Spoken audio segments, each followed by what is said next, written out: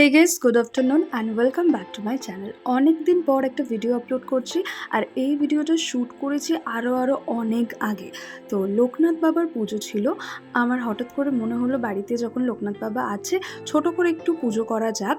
আর আমার পুজো করতে ভীষণ ভালো লাগে, তো সেই অনুযায়ী আমি কাজ শুরু করে দিলাম। সব ঠাকুরের জন্য আলাদা আলাদা ফুল সাজিয়ে রেখেছি। তারপর একটু সামান্য ঠাকুরের জন্য ভোগ রান্না করেছিলাম। তার মধ্যে ছিল 5 রকমের ভাজা, ফ্রাইড রাইস, নিরামিষ আলুর দম, পায়েস আর মিষ্টি, মাখন ইত্যাদি ইত্যাদি। আর সেই দিন পুজো করে আমার এত ভালো লেগেছে যে তারপর থেকে আমি ঠিক করেছি যে কোনো পুজো আমি বাড়িতে ছোট করে করব। আর তোমরা জানিও তোমরা কে কে এরকম পুজো করতে পছন্দ করো। কিছু কারণবশত বেশ কয়েকদিন হলো আমি ভিডিও আপলোড করতে পারিনি, তবে অনেক ভিডিও জমে গেছে, এক এক করে সব এডিট করে আপলোড করব।